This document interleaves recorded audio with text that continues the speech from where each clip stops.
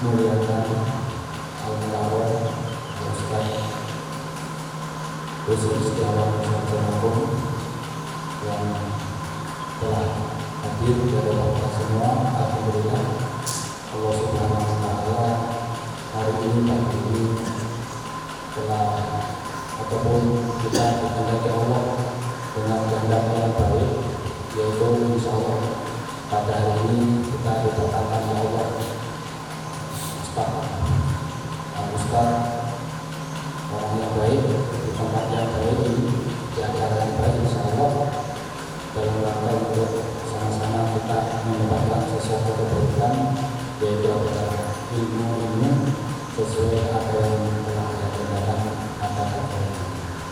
Kemudian kita berselawat kepada Nabi Muhammad SAW atas jasa beliau sebagai uswatun hasanah atau sebagai suri teladan yang baik, yang bagus. Mudah-mudahan kita semua bisa mengikuti warisan dan kebaikan beliau melalui sunnah Nabi Muhammad SAW, sehingga nanti hal ini mengantarkan kita bisa mendapatkan syafaat dari Nabi Muhammad SAW. Lalu kita ucapkan jazakallahu khairan dan terima kasih kepada para ustaz panitia yang telah menyelenggarakan acara ini yang baik. Mudah-mudahan menjadi amal jariah seluruh staf para panitia yang ada di sana. Yang kami muliakan pemateri, kemudian yang kami banggakan para staf dan kami sekalian sesuai dengan insyaallah hari ini tanggal 8 Februari bertepatan ataupun hijriahnya yaitu adalah tanggal Rasulullah melakukan ataupun perjalanan oleh Allah melalui peristiwa Isra dan Mi'raj dari Masjidil Haram ke Syam ke Masjidil Aqsa, kemudian dari Masjidil Aqsa ke Sidratul Muntaha untuk menerima salah satu perintah wajib bagi kita dan kita ada dispensasi yaitu mengucapkan salam. Nah tentu banyak pelajaran yang dapat kita ambil dari peristiwa itu, dan insyaallah akan disampaikan oleh Ustaz Muhammad. Mudah-mudahan apa yang kita sampaikan nanti insyaallah bermanfaat bagi kita semua. Para santri yang kami cintai, kami sangat bangga pada sekalian telah hadir. Oleh karena itu, ke depan kita sudah ada Ustaz Al-Mulawar, harap nanti diperhatikan dengan baik dan kami harap tidak ada yang cerita atau bercerita saja. Kemudian dari kami mudah-mudahan apa yang disampaikan itu bermanfaat. Mohon maaf atas segala kekurangan dan kesalahan. Semoga kita pada pertemuan yang lain.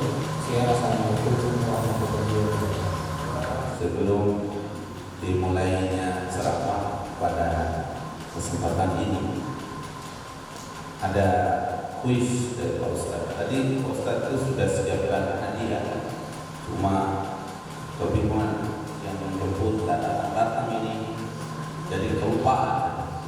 Nanti Pak Ustadz titip hadiahnya ya bagi siapa yang bisa menjawab. Ini momentum peringatan Isra Mi'raj. Siapa yang bisa menyebutkan dalilnya di dalam Al-Quran dan membacakan, Pak Ustadz akan kasih hadiah. Dan hadiah itu akan Pak Ustadz kirim melalui Ustadznya. Silakan angkat tangan. Silakan. Oh ya, fadhal. Sebutkan nama. Yang jelas tidak dikasih sepeda.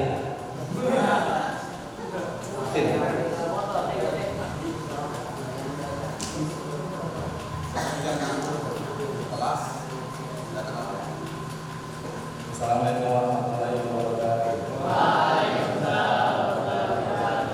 Nama saya Dani Siatori Hamzah, kelas 6, asal dari Kalamaria. Dia langsung jawab.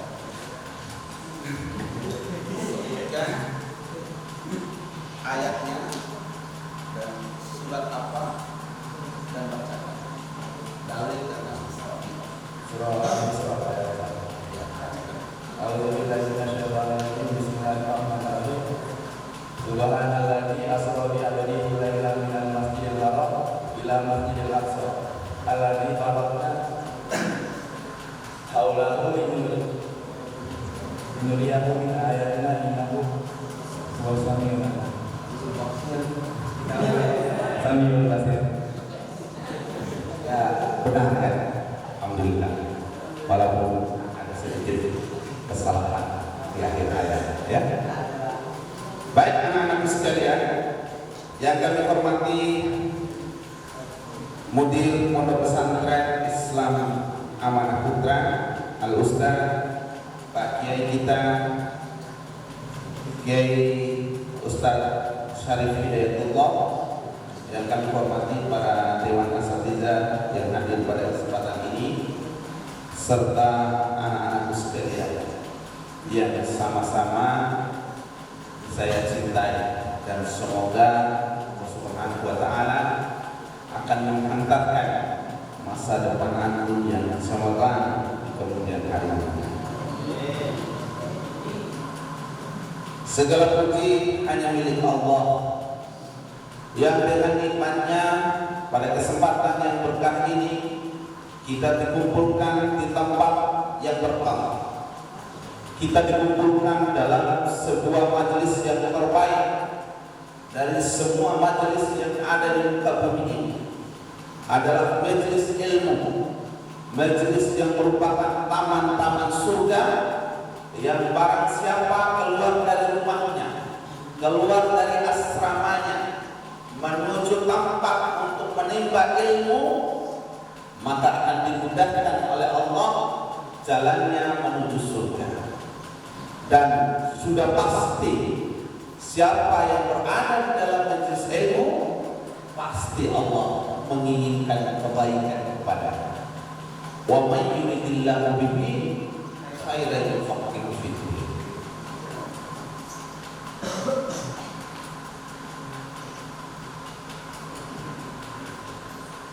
Tentu salawat dan salam atas nabinya Nabi Muhammad sallallahu alaihi wasallam, keluarganya, sahabatnya, dan pengikutnya yang senantiasa istiqomah dengan sunnah-sunnah, yang senantiasa mengibarkan panji-panji dakwahnya, dan senantiasa berjihad di jalannya hingga yaumul qiyamah.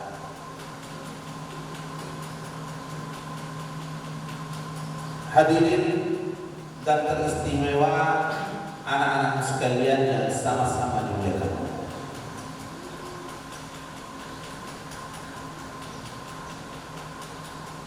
Kita sudah mendengar dari salah satu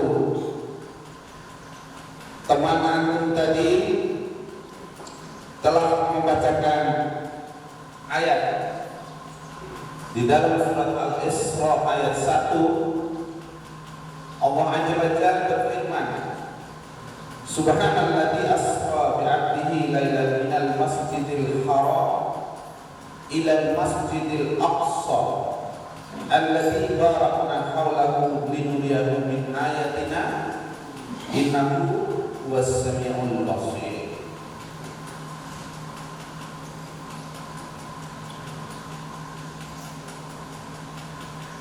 Dan peringatan ini dilakukan oleh semua umat Islam, bukan cuma kita yang di Pondok Pesantren Islam Amanah, bahkan di belahan bumi lain pun, di negara lain pun memperingati satu peristiwa penting. Rasulullah Sallallahu Alaihi Wasallam diperjalankan oleh Allah Azza wa Jalla dari Masjidil Haram ke Masjidil Aqsa, dari Masjidil Aqsa ke Sidratil Muntaha, dalam rangka untuk menerima satu wahyu, perintah yang perintah ini adalah bukti seorang dikatakan muslim kalau melaksanakan. Ia perintah apa? Perintah sholat.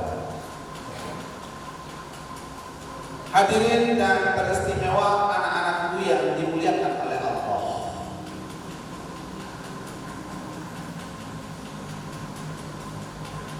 Tema yang kita usung pada kesempatan yang berkah ini adalah tentang keteladanan Rasulullah SAW. Semangat dakwah dan perjuangan yang harus terus kita wariskan.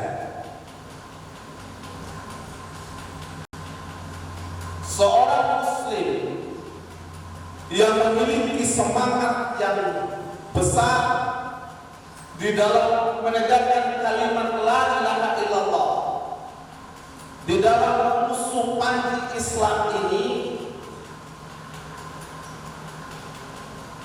bagaimana terpatri di dalam hatinya itu adalah betul-betul meningkatkan diri kepada keteladanan kepada Rasulullah SAW.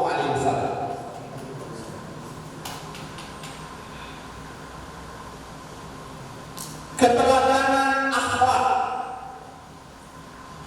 yang mana anak-anakku sekalian yang dimuliakan oleh Allah, akhlak inilah yang menjadi satu aspek orang itu sangat tertarik dengan Islam. Tidak ada ketinggian akhlak melebihi ketinggian yang diajarkan oleh Rasulullah SAW.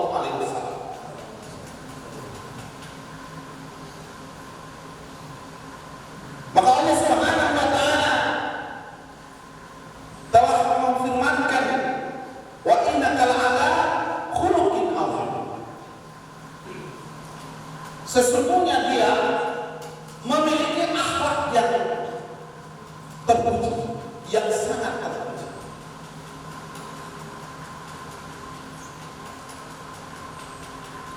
Akhlak ini adalah aspek yang sangat penting setelah iman.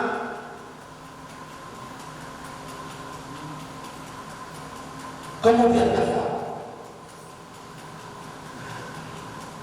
Apabila kita ini mengabaikan perkara akhlak, maka tidak akan pernah sempurna iman kita kepada Allah Subhanahu wa Ta'ala.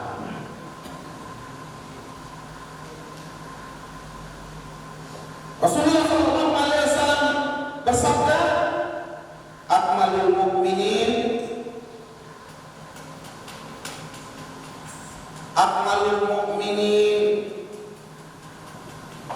innama ahsanuhum akhlaqahum. Kesempurnaan keimanan seseorang itu adalah memiliki akhlak yang terpuji.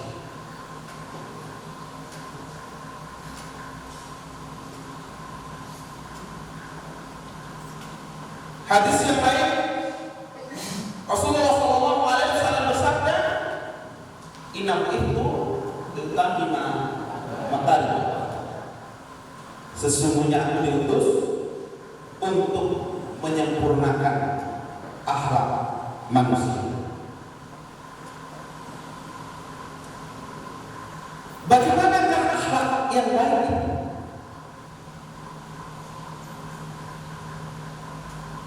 Di dalam salah satu firman Allah Subhanahu wa Ta'ala,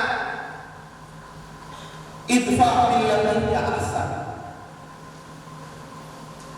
Tolaklah kejahatan itu dengan kebaikan. Jadi kita ini, kalau ada orang yang berbuat jahat kepada kita, kalau kita mampu menolak dengan kebaikan, maka itu adalah perintah Allah. Tapi ada ya anak-anak sekalian ini, bukannya menolak kejahatan dengan kebaikan, tetapi dia dengan temannya itu, dia justru berbuat kejahatan. Maka anak yang seperti ini tidak memiliki akhlak yang baik. Ya karena berat badannya, ya dia sedikit ada ketersinggungan, mungkin dibilang supaya dia ini memang jago, tidak terima dia itu karena sedikit diberi ketersinggungan, kemudian dia pukul. Maka anak yang seperti ini tidak memiliki akhlak yang baik.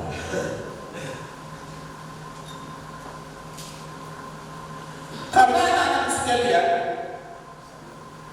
bagaimana kita menolak kejahatan dengan kebaikan itu? Fa innal ladzi bainaka wa bainahu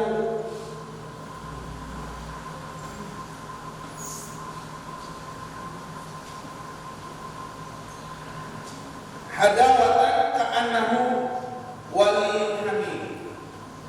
Waliyyun hamid. Dengan kita itu menolak kejahatan dengan kebaikan itu, seakan-akan kamu yang bermusuhan dengan satu dengan yang lain itu adalah menjadi temannya sendiri. Ini anak-anak sekalian yang dimuliakan oleh Allah. Ini adalah salah satu bentuk akhlak yang terbaik sesuai dengan perintah Allah Azza wa Jalla. Wasari'u ila maghfiratin min rabbikum wa jannatin 'arduha as-samawati wal ardh u'iddat lil muttaqin alladziina yunfiquna fis sarra'i wad dharra'i wal qadhimina al-ghayza wal 'afina 'anil nas. Ini anak-anak sekalian, Allah Subhanahu wa taala perintahkanlah kepada kita, wasari'u ila maghfiratin, tujulah kepada pengampunan Allah yang akan memasukkan kita ke dalam jannah yang luasnya seluas langit dan bumi. Siapa yang memerintahkan ini? Adalah orang-orang yang menafkahkan rezekinya dalam keadaan lapang dan sempit.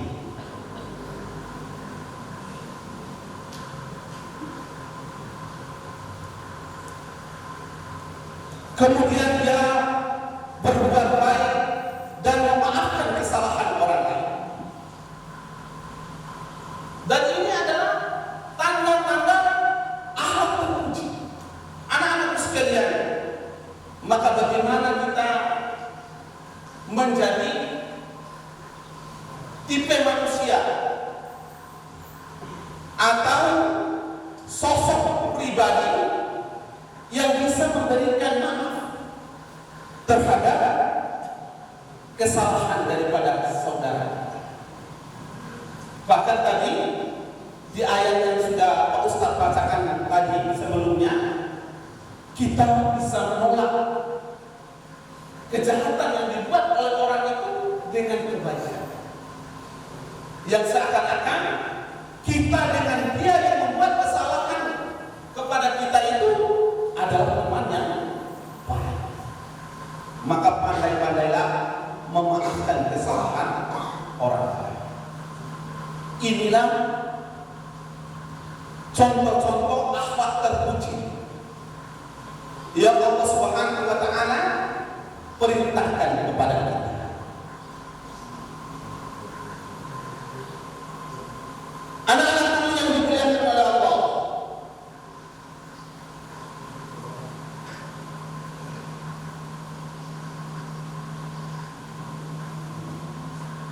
akhlak yang terpuji ini menjadi salah satu karakter yang antum dimanapun berada dan kapanpun, sehingga antum adalah sosok yang disenangi oleh semua orang, bukan sosok yang dibenci, bukan sosok yang orang kalau berbicara kepadanya atau membicarakan dengannya seakan-akan dia al-azhi kepadanya.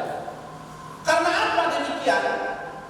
Karena kita sering menampilkan sosok yang tidak terpuji, sosok yang tidak bisa berlapang dada dengan saudaranya, sosok yang tidak mau memaafkan saudara, sosok yang hanya memperlihatkan kehebatannya, sosok yang hanya memperlihatkan kalau dia itu adalah orang yang kuat, yang tidak bisa ditegur, yang tidak bisa disinggung perasaannya. Padahal akhlak yang terpuji kata Allah Subhanahu wa taala di dalam firman Allah bahwa dia mampu memaafkan kesalahan orang lain. Makanya di dalam Islam ini, anak-anakku sekalian, salah satu menjadi akhlak terpuji itu adalah ihsan, mementingkan saudara kita yang lain. Jadi kalau di dalam kehidupan berasrama begini, ya, hal yang harus kita wujudkan dalam setiap pribadi penghuni asrama itu sebagai bentuk akhlak yang terpuji itu adalah mementingkan saudara.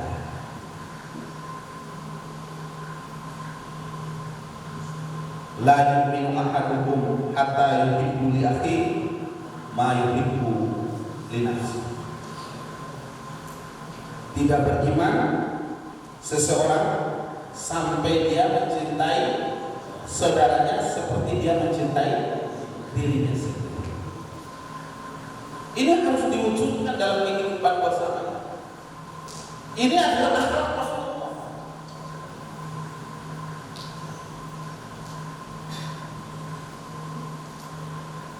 Rasulullah SAW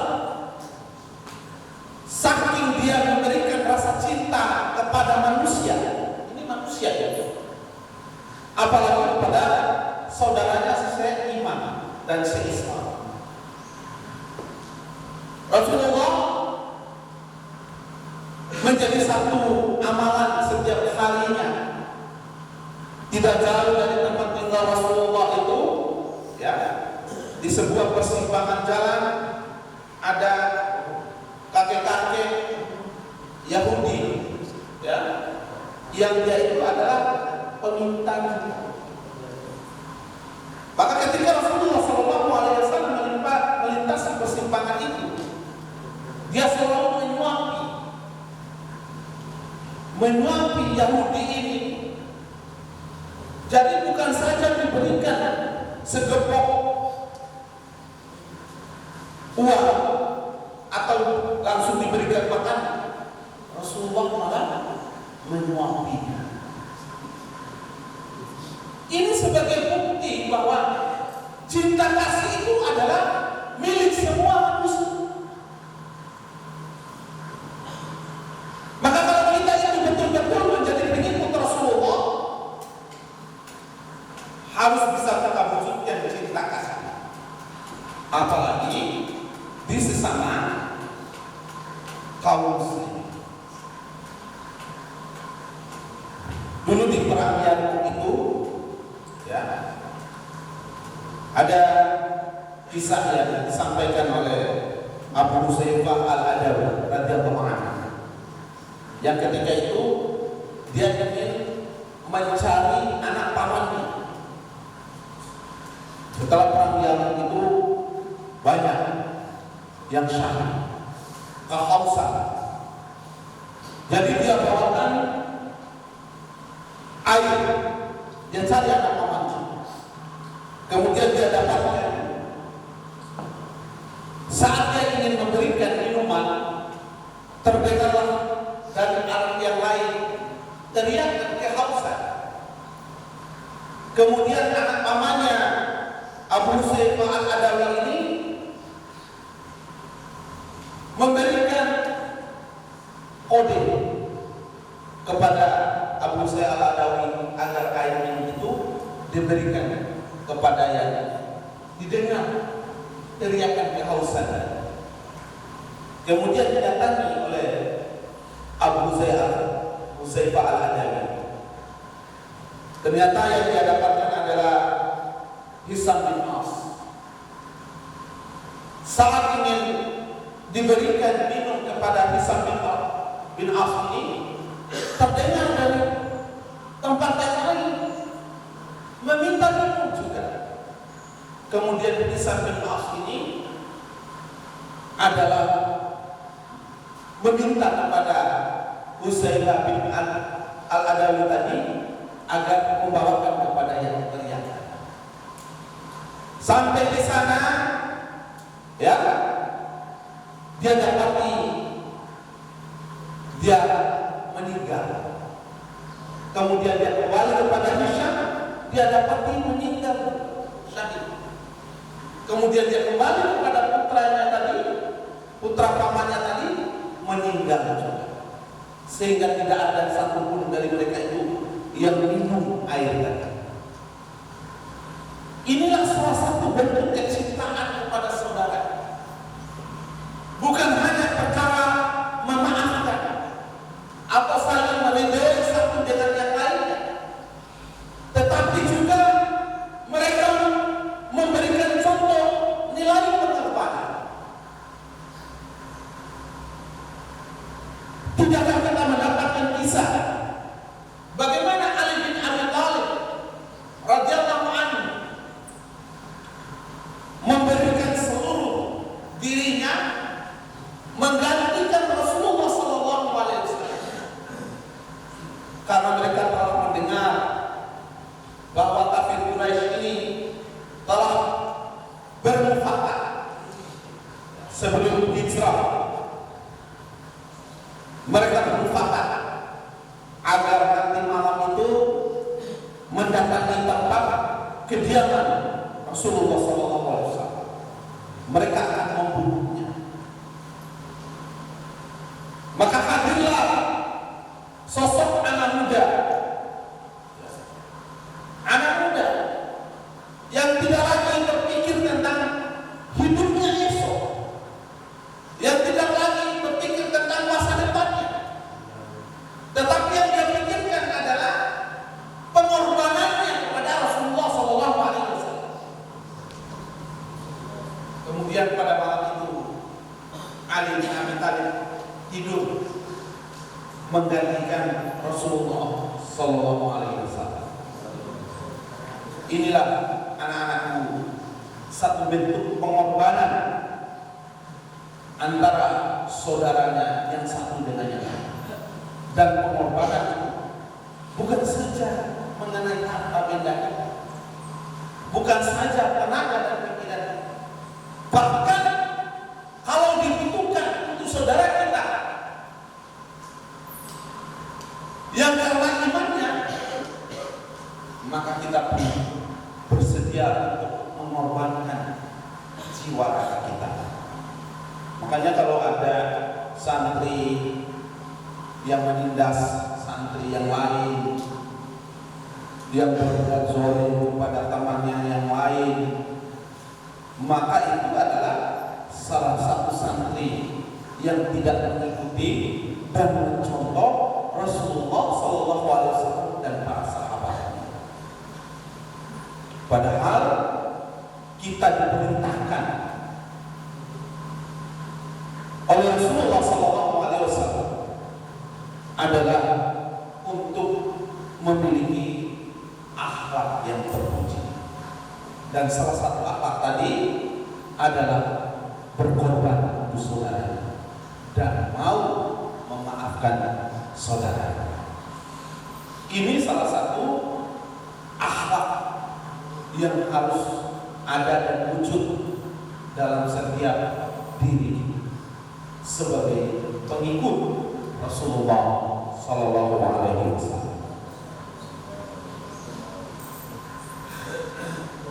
Anak-anak yang dimuliakan oleh Allah. Kita akan berbicara tentang bagaimana Rasulullah SAW di dalam melaksanakan perintah Allah, mengadakan sebuah perjalanan dari Masjidil Haram ke Masjidil Aqsa, dari Masjidil Aqsa ke Sidratul Muntaha untuk menerima perintah sholat. Sholat ini anak-anakku sekalian menjadi satu kebutuhan. Ketika muslim itu ingin menjadi kuat dalam hal apa? Kuat dalam hal keyakinannya maupun kuat dalam hal-hal lain, termasuk kekuatan fisik, adalah bagian yang akan dia dapatkan ketika betul-betul dia dalam perkara sholat ini adalah perkara yang diperhatikan. Kuat di dalam pemikirannya, kuat di dalam jiwa dan hati. Makanya kamu akan menjadi generasi yang baik kalau perkara sholat itu adalah perkara yang diabaikan. Allah Subhanahu wa taala berfirman, "Wa khalaqa min ba'dihim khalqun adaa'us shalah wa ittaba'us syahwat fa yalqawna ghayyan illa man taba wa amila shalah." Dari generasi yang kuat nanti akan muncul generasi yang lemah. Siapa yang generasi yang lemah itu? Adaa'us wa ittaba'us syahwat. Dia meremehkan sholat. Maka ketika sholat itu semakin diremehkan, maka akan berbanding lurus dengan wattaba'us syahwat, mengikuti syahwat. Makanya kalau perkara sholat di pondok ini sebagai momentum tarbiyah untuk menguatkan diri antum dengan perkara sholat. Bayangkan, ya, tidak kita dapatkan kehidupan yang lebih diatur tentang perkara sholat, yang disiplinnya baik, melebihi apa yang diatur ketika hidup di dalam bi'ah pondok pesantren.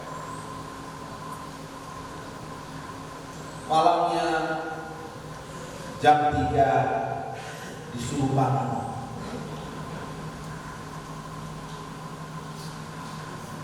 Disuruh bangun.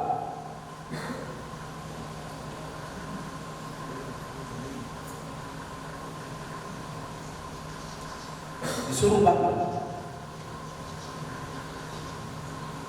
Bahkan para sahabat Rasulullah SAW, karena perkara sholat malam itu adalah fatahadzat bihi nafilah, memiliki banyak nafilah, sampai-sampai mereka itu mengikatkan badannya di tiang karena terlalu berat ngantuknya, karena tadi siang sudah capek, tapi khawatir tidak menegakkan sholat malam, mereka meningkatkan badannya di tiang-tiang agar mereka bisa sholat. Ini anak-anak sekalian. Maka ini satu momentum yang harus antum manfaatkan dengan sebaik-baiknya, karena disitulah kekuatan ruh antum akan antum dapatkan melazimi qiyamul lail.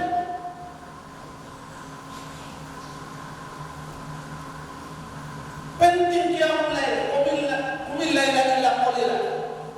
Di sebagian malam itu, di ujung malam itu adalah sesuatu yang sangat penting bagi seorang generasi agar dia ini menjadi generasi yang kuat. Karena generasi yang lemah itu adalah generasi yang meremehkan perkara sholat. Jadi harus berikhtiar sedapat mungkin.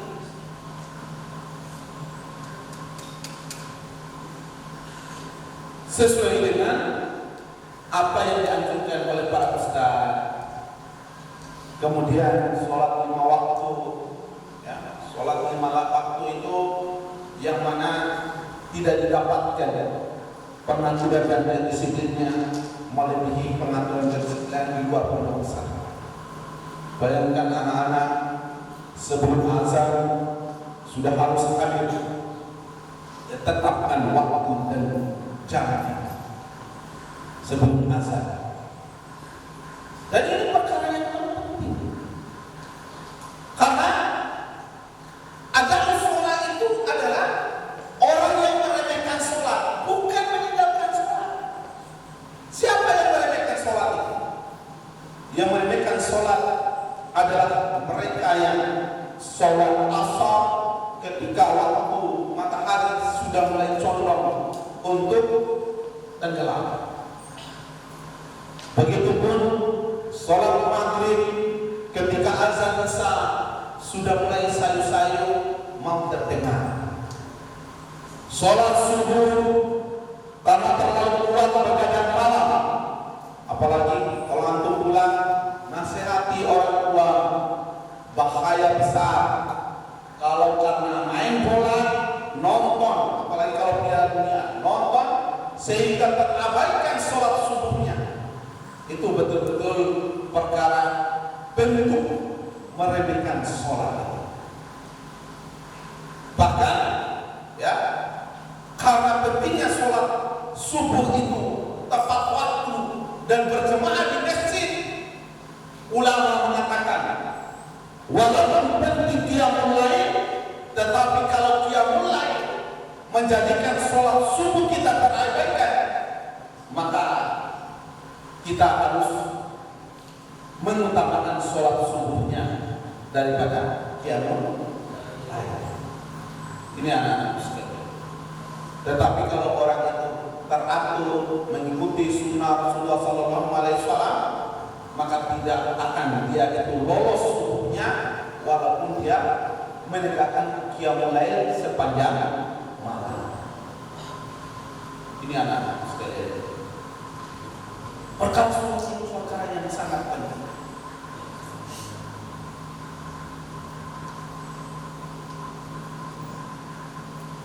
Inna sholati wa nusuki wa mahyaya wa mamati lillahi rabbil alamin.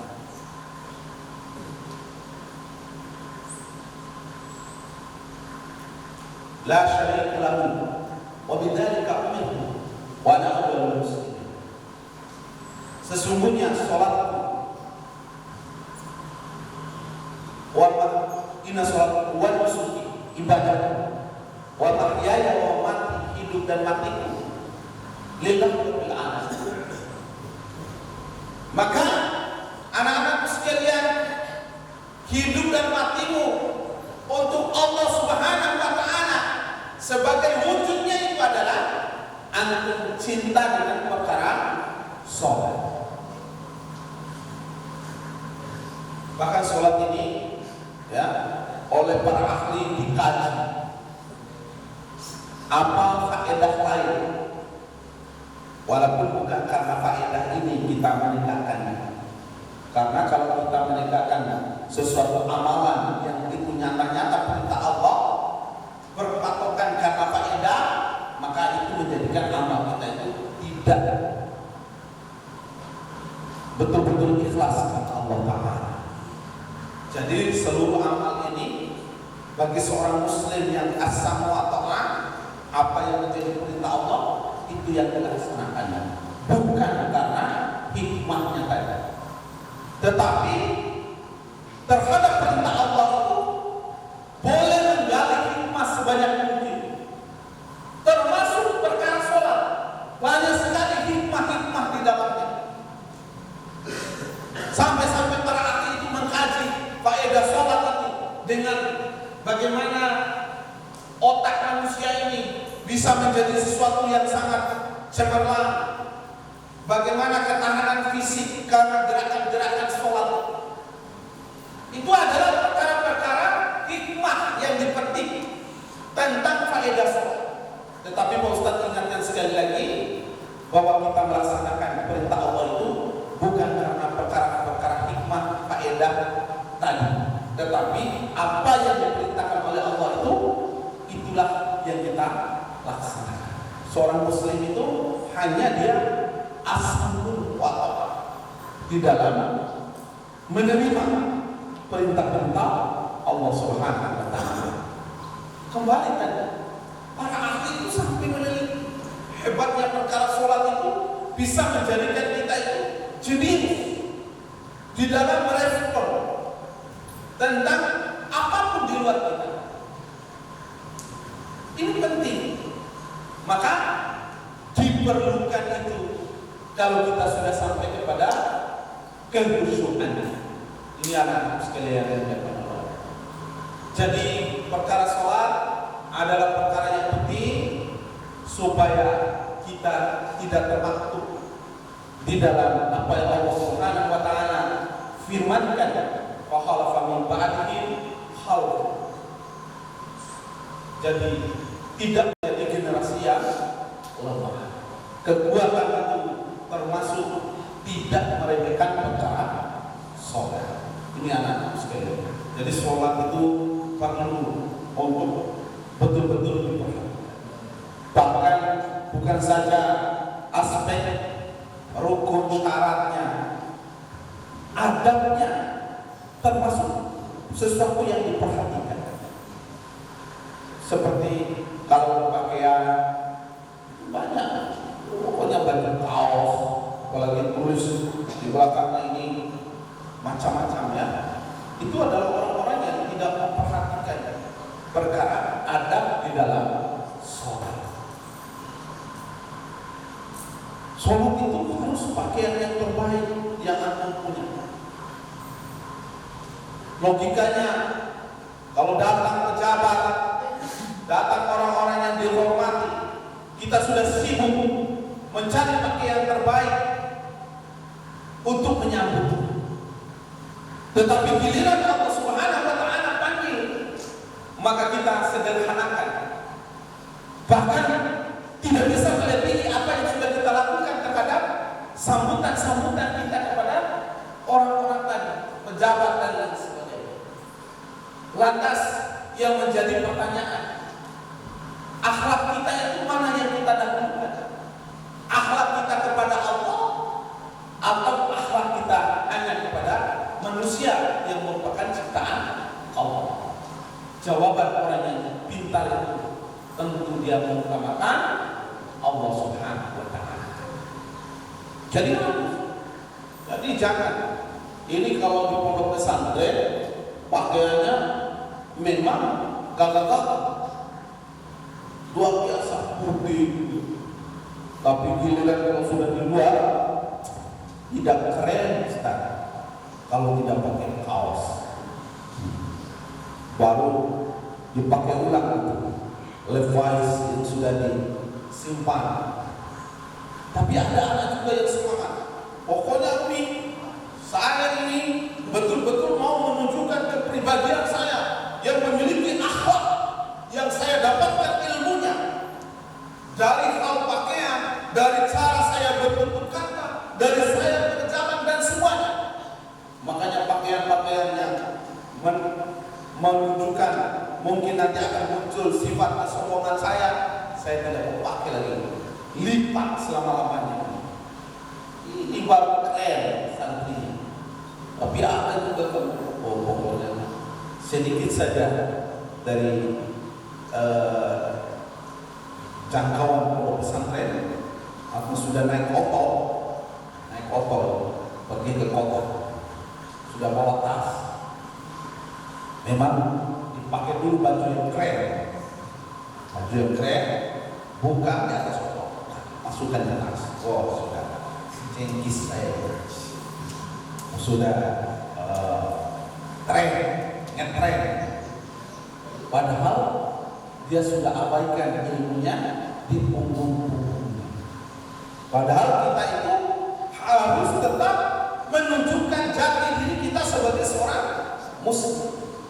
Kita bangga dengan Islam kita. Kita yakini bahwa yang terbaik dari semua yang baik adalah ada di dalam Islam.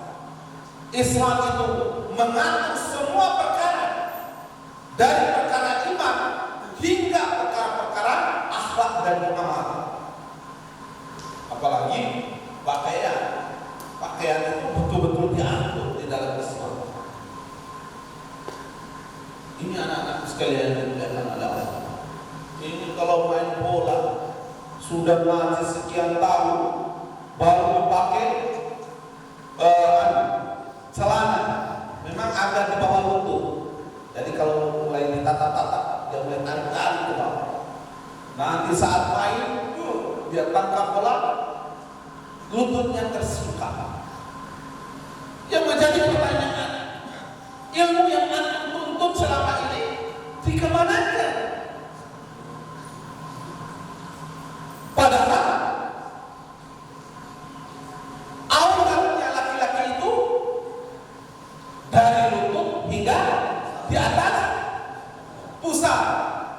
Ini yang paling tidak boleh sama sekali terlihat, kecuali orang yang bisa melihatnya. Yang bisa melihatnya nanti kalau kamu sudah beristri, itu bisa melihatnya. Anak-anakmu bisa melihat. Lain dari Anda tak boleh ada yang melihat. Itu ilmu yang sudah Anda tuntut di sekolah Anda. Lantas ketika keluar main bola, pokoknya yang penting jadi top soccer, maksudnya banyak menciptakan gol, itu saja. Sehingga tidak perlu lagi diperhatikan bagian-bagian kepala, biasa aja. Ini anak-anak sekalian yang dimuliakan.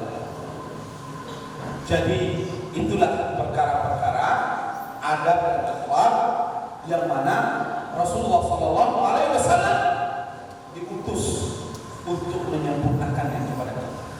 Tidak boleh kita melampaui apa yang ditetapkan oleh Rasulullah SAW. Mayuti Rasulullah faqad atta Allah wa man tawalla fama arsalnaka alaihim hafiz. Barang siapa yang taat kepada Rasul, maka dia taat kepada Allah Subhanahu wa taala. Jadi tidak bisa dikatakan dia itu betul-betul taat kepada Allah kalau dia tidak mencontoh seluruh perilaku Rasulullah sallallahu alaihi wasallam. Jadi harus kita itu mencontoh akhlak Rasulullah sallallahu alaihi wasallam. Anak-anak sekalian yang dimuliakan oleh Allah, perkara ini adalah perkara yang bukan saja dituntut kita untuk mengamalkannya, tetapi dituntut bagi kita untuk mendakwahkan. Dakwah itu bukan hanya perkara menyampaikan kalimat-kalimat hak di atas mimbar-mimbar, di meja-meja pertemuan, bukan itu. Tetapi perkara dakwah itu adalah perkara tentang berbicara qudwah hasanah. Rasulullah SAW diutus oleh Allah itu menjadi qudwah bagi kita. Maka kita ini dituntut menjadi qudwah bagi saudara kita yang lain, bahkan bagi umat yang lain yang tidak seagama dengan kita. Kita harus menjadi qudwahnya.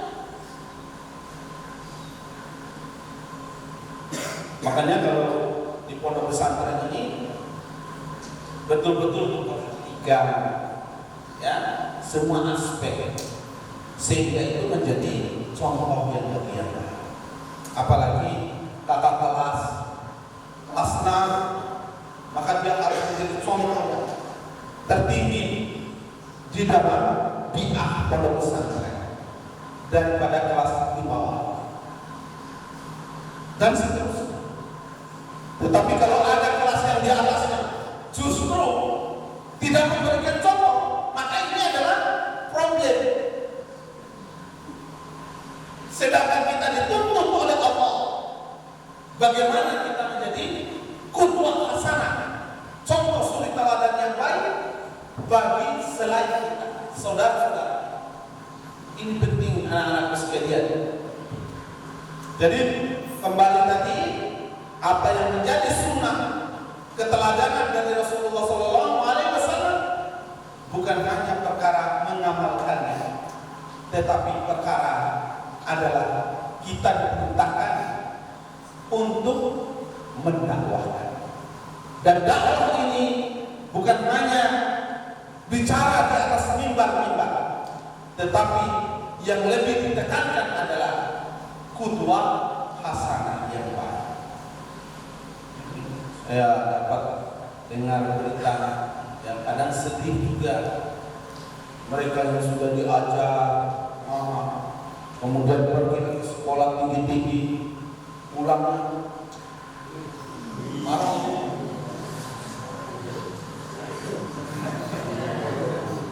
Terus nanti dilihat oleh santri-santri di bawahnya, kata semua marah. Berarti boleh. Jadi naudzubillah tidak ada lagi manfaat apa yang dia pelajari dalam perkara itu, karena dia telah memberikan qudwahnya buruk kepada saudara. Padahal anak-anak sekalian yang dimuliakan oleh Allah, tidak akan buat amal kita ini tanpa kita berikan contoh kepada yang lain. Maka lengkap dan sempurnalah Islam. Kalau kita sudah melaksanakan yang menjadi sunnah-sunnah Rasulullah, kemudian kita dakwahkan kepada orang. Contoh kepribadian itu penting. Jangan sampai kita tidak mampu memberikan contoh kepribadian. Apalagi kalau yang masih ini, ada juga saya dengar ya dari santri-santri ini pacaran,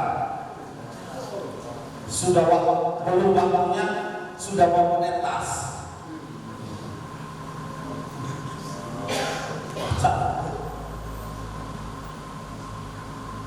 Anak-anak sekalian, tidak bisa kita nafikan dalam setiap diri kita ini dikaruniai oleh Allah satu rasa yang bernama perasaan kepada sesuatu yang lawan kita.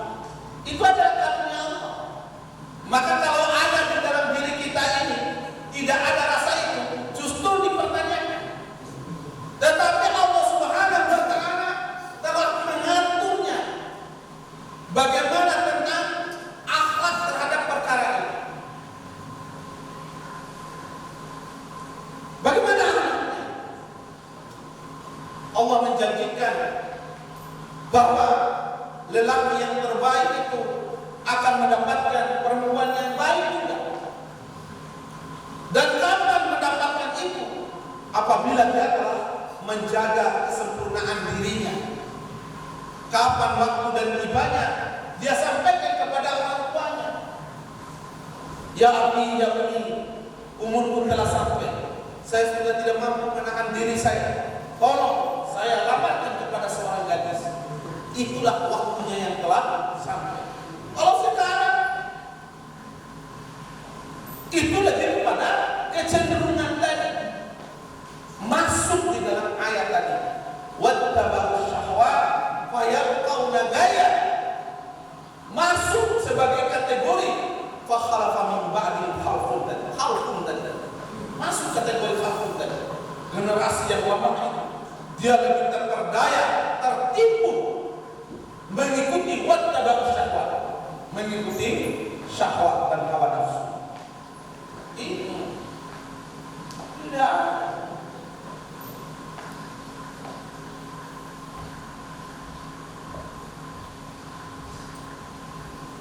Antum harus menjadi orang-orang yang dirindukan, bukan hanya orang yang memuntahkan rindunya setelah itu habis, tidak akan pernah dirindukan. Siapa yang tidak akan pernah dirindukan lagi adalah orang yang memudahkan untuk wattaba'u syahwat, mengikuti syahwat. Belum masa dan tiba waktunya sudah merealisasikan. Lupa sekolah, Tamat SMA saja, ya kalau sudah tamat, alhamdulillah. Kalau memang sudah tidak mampu, sampaikan ke orang tua setelah. Tetapi masa sekolah itu masa yang betul-betul antum jaga, antum timba ilmu, sehingga Allah kategorikan antum adalah lelaki rajulun soleh. Lelaki rajulun soleh. Yang nanti rajulun soleh ini akan dihadiahkan dengan mar'atus soleh. Kalau bukan rajulun soleh, tidak dijamin dia bisa mendapat mar'atus soleh ini. Jauh lebih dengan lagi ibadah muslim. Maka mereka yang telah sabar menahan daripada wattaba'u syahwat tadi, Allah hadiahkan.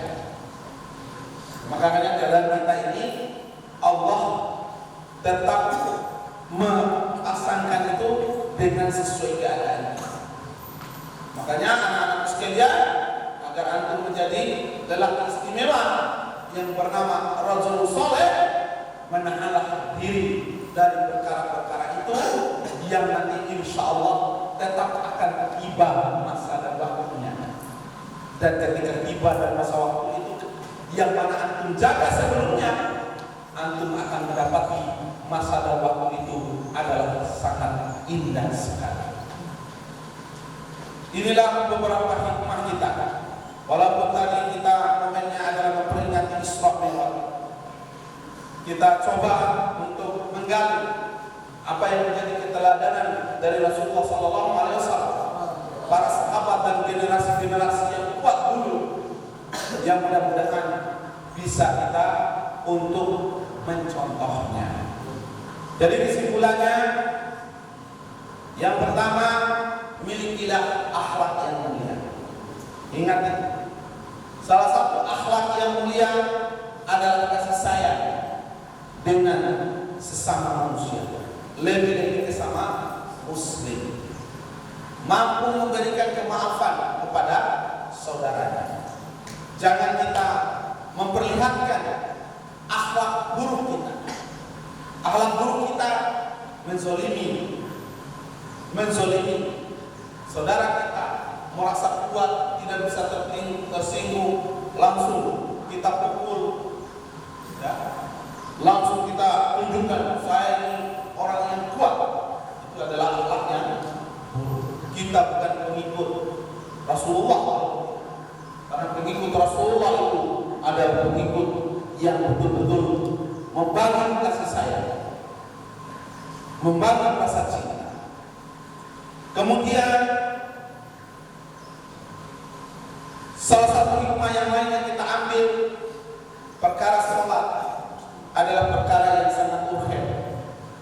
Momen dan kesempatan antum berada di bi'ah pondok pesantren ini adalah momen untuk mentarbiyah diri antum, sehingga antum sangat disiplin, sangat cinta, dan sangat mendalami perkara sholat ini, sehingga ini menjadi modal bagi antum, sehingga antum insya Allah akan menjadi generasi yang baik. Kemudian adab-adab yang lain, ya, penting untuk diwujudkan di dalam diri antum, di dalam bi'ah ini. Termasuk hal-hal yang Pak Ustaz sampaikan di akhir tadi, ya. Masalah pakaian halus, bagaimana mencontoh Rasulullah SAW dan sahabat. Kita tidak perlu ikut tren orang lain, kita punya tren. Makanya sekarang ini yang sedang digalakan itu tren santri, ya, pakaiannya dia bangga dengan pakaian, bukan modis tadi, pakaian levis, cekis, bukan dilarang, karena memang bukan ada larangannya, tetapi utamakan pakaian-pakaian yang memiliki adab yang tinggi. Kemudian termasuk salah satu lagi adalah masalah pacaran. Jadi kalau belum waktu dan sampai saatnya tiba, jangan dulu itu kita mengikuti perkara wattaba'u syahwat. Karena pacaran itu belum waktu dan masanya, itu lebih condong kepada wattaba'u syahwat. Nanti sampai menunggu masa dan waktunya, Islam telah mengajarkannya bagi kita semua ini. Bahkan Allah Subhanahu wa taala memberikan janji, mereka yang baik akan dipasangkan dengan pasangan yang baik. Rasul saleh pasti dipasangkan dengan maratus soleh. Itu saja. Semoga hikmah-hikmah Isra Mi'raj ini memberikan satu motivasi bagi kita agar kita berusaha untuk menegakkannya. Kebenaran hanya milik Allah Subhanahu wa taala. Kalaupun ada kurangnya, seluruh dari saya. Alhamdulillahirabbil alamin. Subhanakallahumma wa bihamdika asyhadu an la ilaha illa anta astaghfiruka wa atubu ilaik. Wassalamualaikum warahmatullahi wabarakatuh.